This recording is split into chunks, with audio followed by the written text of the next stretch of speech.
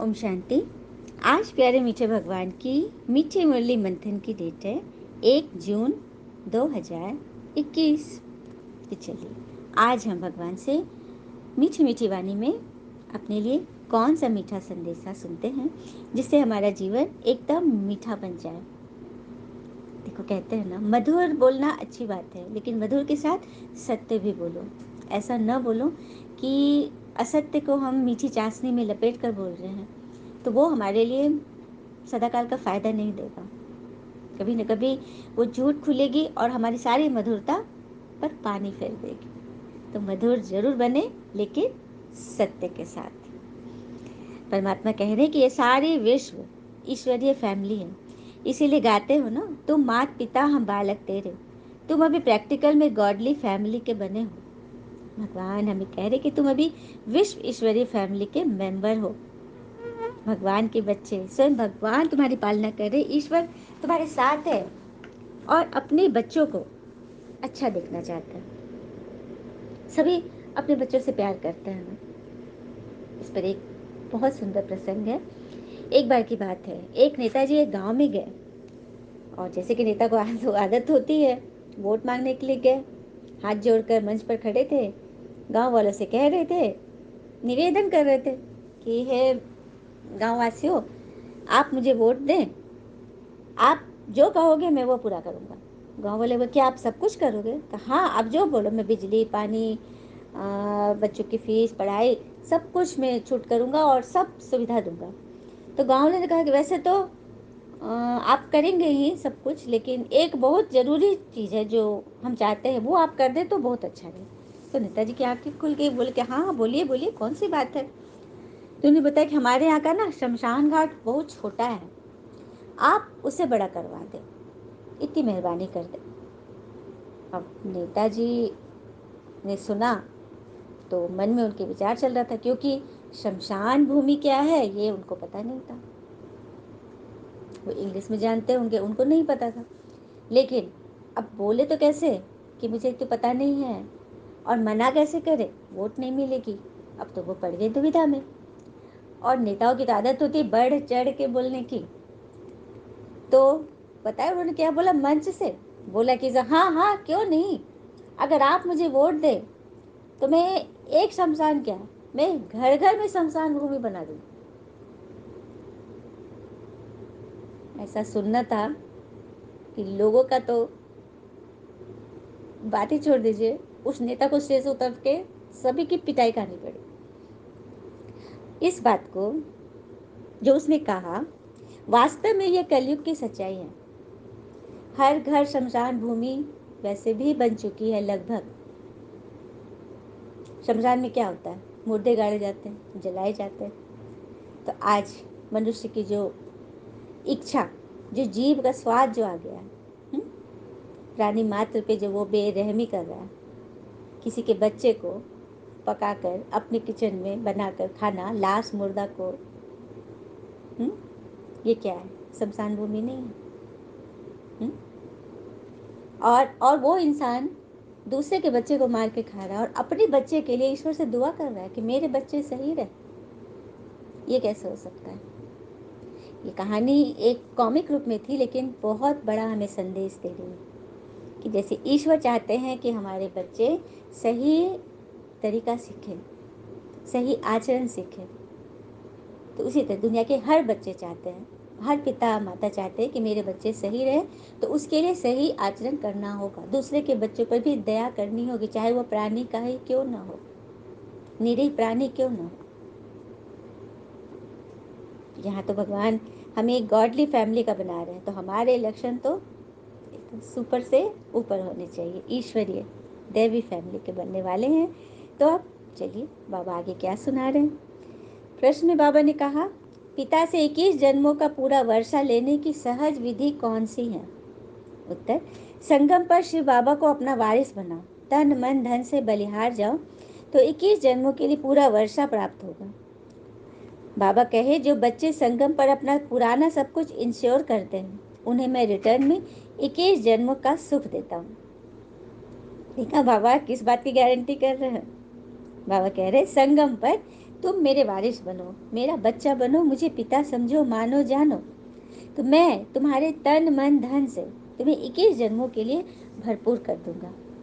लेकिन उसके लिए तुम्हें अपना पुराना कखपन, पुरानी जो कमी कमजोरियां है, पुराने स्वभाव संस्कार है, उन्हें छोड़ना पड़ेगा, तभी तो नए भरेंगे ना। अब पुराना घड़ा एकदम ऊपर ऊपर तक लबालब है और उसमें नया कुछ चाहिए, तो उसको घड़े को खाली करना पड़ेगा ना। तो बस वही बात है, पुरानी चीज़ों को बाबा मांग रहे, वो ऐसे सौदागर है और कह भी रहे कि मैं रिटर्न में तुम्हें 21 जन्मों तक के लिए माला माल कर दूंगा, फिर भी बच्चे नहीं तैयार हैं। तो भगवान क्या कर रहे हैं, और कहते भी है ना कि true well wisher is one who talks about our weaknesses in front of me, proudly talks about your strengths in front of others. अर्थात जो सही शुभ चिंतक होते हैं वो हमारी कमी को हमारे सामने बोलते हैं, सिर्फ हमारे सामने बोलते हैं, और हमारे स्ट्रेंथ को, हमारी गुणों को, हमारी शक्तियों को औरों के सामने बताते हैं। और ये भी मानते हैं सभी कि सोच का अंधेरा रात के अंधेरे से ज़्यादा खतरनाक होता है। तो बस ईश्वरीय श्रीमत पर चलते रहे और अपने सोच के अंधेरे को कैसे प्रकाश से डे टू डे हम लाइटन करते जाएं, यह हम बखूबी कर सकते हैं इस ज्ञान से। और कई आत्माओं का ये क्वेश्चन होता है कि क्या भगवान ने हमें अपना बच्चा बनाया है? हुँ? हम अपने आप से पूछे, क्या हम सही मायने में उनके बच्चे बने हैं? क्या हम अपने खान पान, अपने व्यवहार, अपनी सोच के अंधेरा को दूर किए, ईश्वर से सुन तो रहे हैं, तो क्या उसको जीवन में उतार रहे हैं? कल भी बाबा ने बोला ना, मनन शक्ति पर कितनी सुंदर पॉइंट बताई कि यदि जीवन में कोई प्रॉब्लम है, विघ्न आ रहा है, इसका अर्थ है मनन शक्ति की कमी। जैसे भोजन सही मात्रा में लेंगे तो वो पचेगा, और पचेगा तो वो खून बनेगा, खून बनेगा तो शक्ति मिलेगी। उसी तरह से ज्ञान का भोजन बाबा रोज जो हमारी आत्मा को दे रहे हैं, उसे हमें अच्छी रीति प्रॉपर वे में अंदर लेना है। कहाँ लेना है? शरीर में नहीं लेना, ज्ञान जाती है आत्मा में, आत्मा उसको प्रॉपर वे में लेगी, उसे यूज़ करेगी, धारण करेगी, मनन करेगी, तभी तो आत्मा के अंदर शक्ति का संचार होगा और आत्मा पावरफुल बनेगी।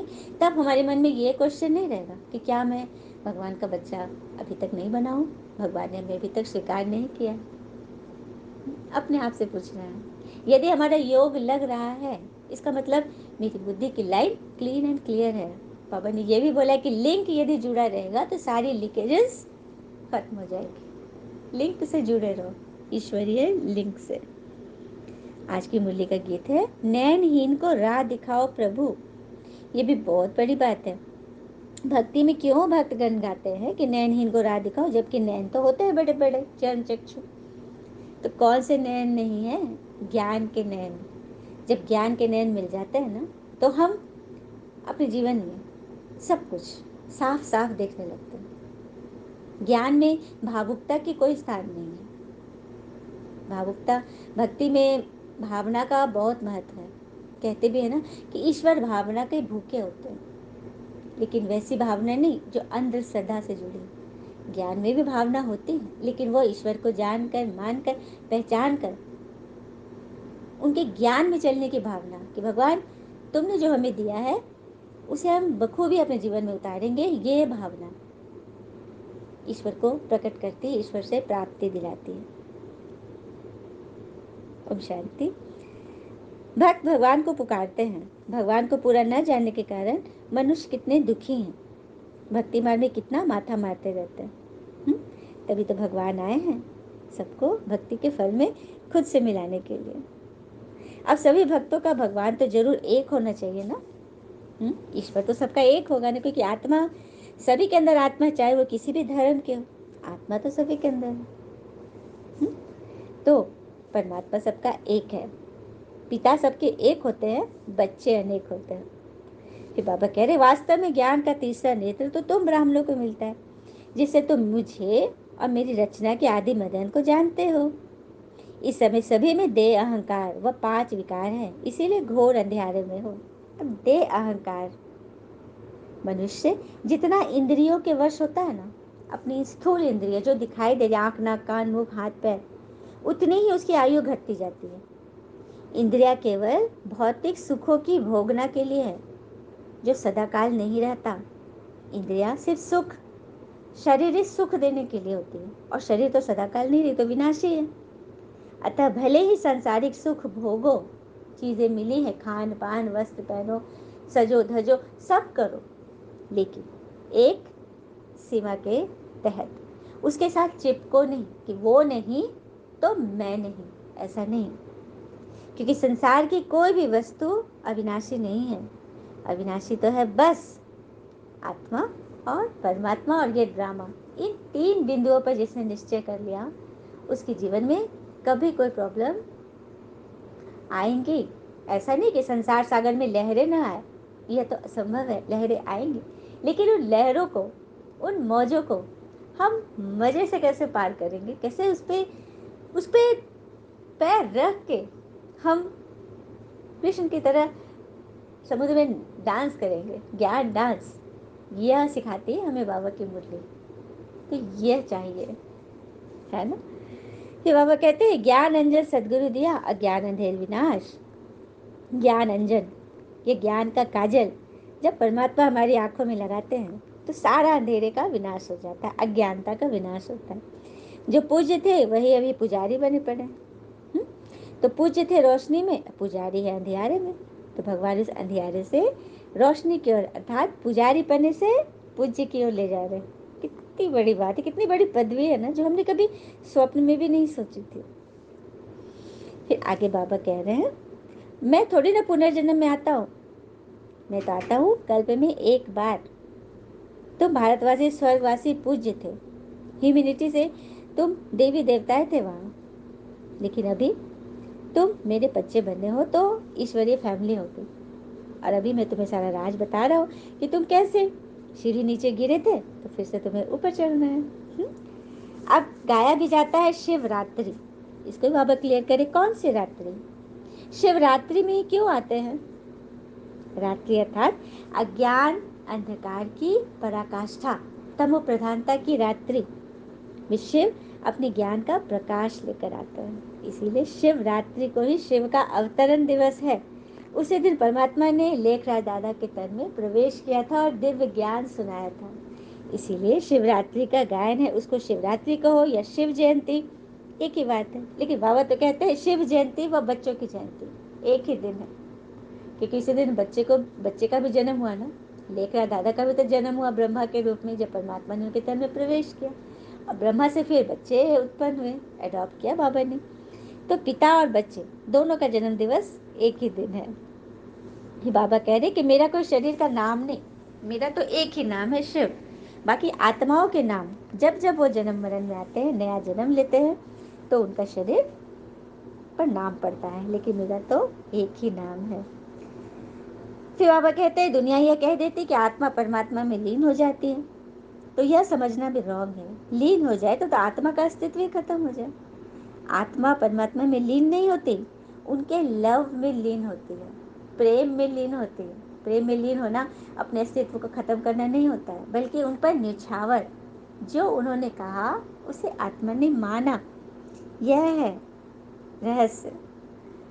फिर बाबा कह रहे कि तुमने तो 84 चक्र लगाए, इतने इतने जन्म लेते आए हैं, अब तुम ब्राह्मण बने हो, ब्राह्मण से फिर तुम फरिश्ता बनोगे, और फरिश्ता से फिर देवता में आओगे, सत्युग में आओगे।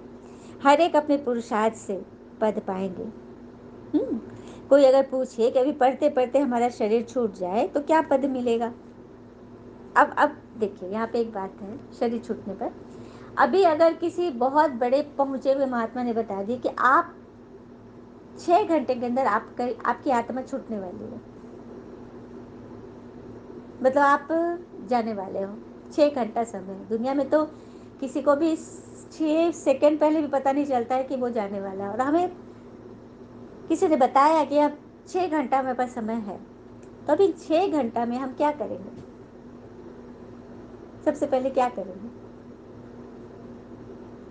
हम उनसे माफ़ी मांगेंगे जिनके साथ हमारे संबंध बिगड़े, और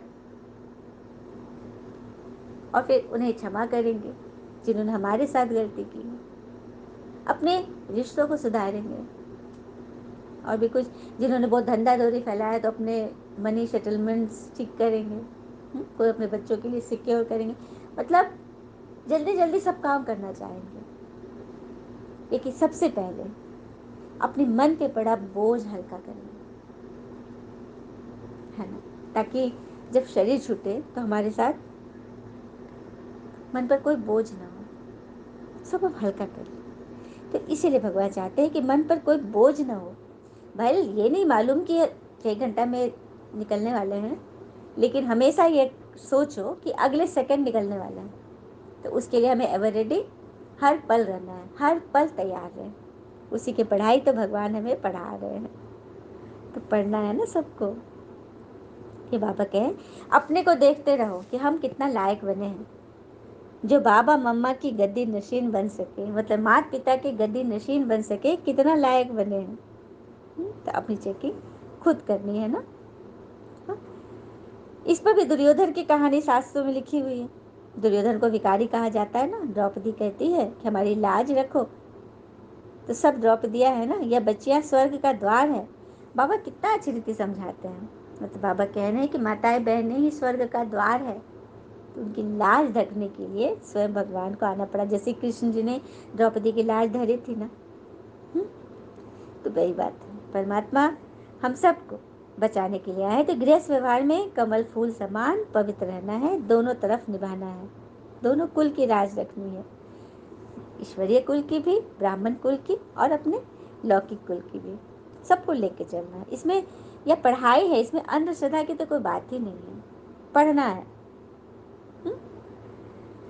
फिर आगे कह रहे बाबा, नई दुनिया स्वर्ग को कहा जाता है। पिता नरक का विनाश कराए, स्वर्ग का की स्थापना करते हैं। बाकी सब आत्माएं शांति धाम में चली जाएगी, मुक्ति धाम में। हाँ, उनका वही पार्ट है। और फिर अपने रोल अनुसार पार्ट वाइज ऊपर से नीचे आएगी। तुम भारत के भी सेवा कर रहे हो, तो पहले पहले पिता का बनना है। भगवान का बनने बगैर यह सेवा हो नहीं सकती। अच्छा, मीठे मीठे बच्चों प्रति भगवान की नमस्ते। हम बच्चों की भी प्यारे से पिता को नमस्ते। और बाबा दिल से सभी आत्माओं की तरफ से आपको वेरी वेरी गुड मॉर्निंग। धारणा के लिए मुख्य सार है, पहली पॉइंट, आत्मा और शरीर दोनों को पावन बनाने के लिए देह सहित जो कुछ है उसे पिता के हवाले कर उनकी श्रीमत पर चलना है। दूसरी पॉइंट, माता पिता के गद्दी नशीन बनने के लिए स्वयं को लायक बनाना है। लायक बनने के लिए मुख्य पवित्रता की धारणा करनी है। अपने आप को पवित्र बनाना है, मन वन वचन और कर्म से। चलिए हम सभी वरदान से बाबा से वरदान लेते हैं। बाबा ने कहा, निमित्त बनी हुई आत्माओं द्वारा कर्म योगी बनने का वरदान प्राप्त करने वाले मास्टर वरदाता भव। निमित्त बनी हुई आत्माओं द्वारा, परमात्मा ने जिन आत्माओं को चुना है, जिन्हें बाबा हेड बनाए हुए हैं, तो उसके लिए उन आत्माओं द्वारा जो कर्म योगी बनने का जो हमें सलाह मिलती है उस पर चलना है, तभी हम मास्टर वरदाता बनेंगे। जैसे जब कोई भी चीज़ साकार में देखी जाती है तो उसे जल्दी ग्रहण किया जाता है। इसलिए निमित्त बनी हुई जो श्रेष्ठ आत्माएं हैं, उन्हों की सर्विस, त्याग, स्नेह, सर्व के सहयोगीपन का प्रैक्टिकल कर्म देखकर जो प्रेरणा मिलती है, यही वरदान बन जाता है। कोई भी चीज़ जब हम स्थूल में देखते हैं, ऐसे कोई चीज़ ताज़ा चीज़ बनी तो हम चाहते हैं ना उसे जल्दी से ताज़े रूप में स्वीकार करें, उसे ज़्यादा उसको बासी न करें, क्योंकि सेहत के लिए हानिकारक होता है। इसलिए निमित्त द्वारा जो ताज़ी ताज़ी जो चीज़ें मिलती है, पॉइंट मिलती है, उसको तुरंत ग्रहण करो, क्योंकि उनका सर्वे, त्याग, स्नेह, सर्व के सहयोगीपन ही हमारे लिए प्रैक्टिकल कर्म होते हैं, जिससे हमें प्रेरणा मिलती है, और यही हमारे लिए वरदान बन जाता है। जब निमित्त बनी हुई आत्माओं को कर्म करते हुए गुणों की धारणा में देखते हो, तो सहज कर्म योगी बनने का जैसे हमें वरदान मिल जाता है। जो ऐसे वरदान प्राप्त करते रहते हैं, वह स्वयं भी मास्टर वरदाता बन जाते हैं। तो अपने निमित्त से सब कुछ सीखते गए, जो भी उनके मुख से निकलता है उसे ईश्वरीय महावाक्य समझकर धारण करे और मास्टर वरदाता बन जाए। पवन ने आज निमित्त बनी आत्माओं को भी बहुत रिगार्ड दिया। स्लोगन, नाम के आधार पर सेवा करना, अर्थात उच्च पद में नाम पीछे कर लेना। नाम के आधार पर सेवा नहीं करना, बल्कि अपने नाम को पीछे कर देना। काम आगे, नाम पीछे। जनरली क्या होता है, काम पीछे, नाम आगे। पहले मेरा नाम दे दो, मैंने इतना दान दिया, पहले मेरा नाम दो। नहीं, नाम पीछे और सेवा आगे। फिर आज मातेश्वरी जी के अनमोल महावाक्य हैं, कुछ एक पॉइंट्स ले लेते हैं। सच्चे पातशाह परमात्मा से सच्चा होकर रहो, मतलब सच्चे भगवान से सदा सच्चा बनकर रहो, क्योंकि इस समय पिता द्वारा जो फरमान मिला हुआ है, निरंतर मेरी याद में रहो। योग का अर्थ है ईश्वरीय याद में रहना। योग का अर्थ अपना यह सहज योग, जो चलते फिरते काम काज करते उनकी याद में रहना, इसी को अटूट अखंड योग कहते हैं। क्योंकि योग हम एक जगह बैठ करके घर परिवार में रहकर तो नहीं कर सकते ना, कि कुछ काम ना करे एक जगह बैठे रहे, ये तो संभव नहीं है। तो हर कर्म करते हैं ईमानदारी से, हर काम काज करते ईश्वर की याद में रहे, मतलब पॉइंट्स का मनन चिंतन चलता रहे, तो यही अटूट अखंड योग है। सच्चे पातशाह से सच्चा होकर रहो, जो कुछ माया का विघन सतावे वो सब उनके सामने रखो, तो उनकी मदद से माया हट जाएगी, रास्ता क्लियर हो जाएगा। फिर वो जहाँ बिठाए, जैसे चलाए, जो खिलाए, उन पर सौंप दो। तो ऐसा साथ देने की बहुत हिम्मत चाहिए। ऐसे महान सौभाग्यशाली बिल्कुल थोड़े निकलेंगे जो विजयमाला में आएंगे, बाकी भाग्यशाली हैं जो थोड़ा बहुत लेकर प्रजा में चले आएंगे। तो थोड़ा मिलने से खुश नहीं हो जाना। मम्मा कह रही हैं कि जो संपूर्ण समर्पण से, साथ देने का हिम्मत से भगवान से जुटे रहेंगे वो सौभाग्यशाली होंगे, लेकिन भाग्यशाली वो होंगे जो थोड़ा कड़ा दाना लेकर के प्रजा में आ जाएंगे। तो ईश्वर तो चाहते हैं कि सबको रजाई पद मिले। भगवान कोई प्रजा योग थोड़ी सिखा रहे हैं। माया विघन डालेगी, परंतु उसके ऊपर विजय पानी है। अगर भूल की तो निश्चय की कमी है, अपने अंदर कमी देखो। जैसे मीरा ने लोक लाज खोई तब गिरधर को पाया, अगर उस लोक लाज में रहेंगे तो दैवी लोक की भांति बन नहीं सकेंगे। अब कल्याण अर्थ ईश्वरीय राय तो दी जाती है, अब यह अपनी बुद्धि का फैसला है, क्या करना है, क्या उचित है। बाबा भी तो कह देते हैं, करो न करो तुम्हारी मर्जी। अच्छा, ओम शांति। शुक्र मीठे बाबा, वो बाबा के प्यारे प्यारे बच्चे। थैंक यू बाबा। All is well always. ओम शांति।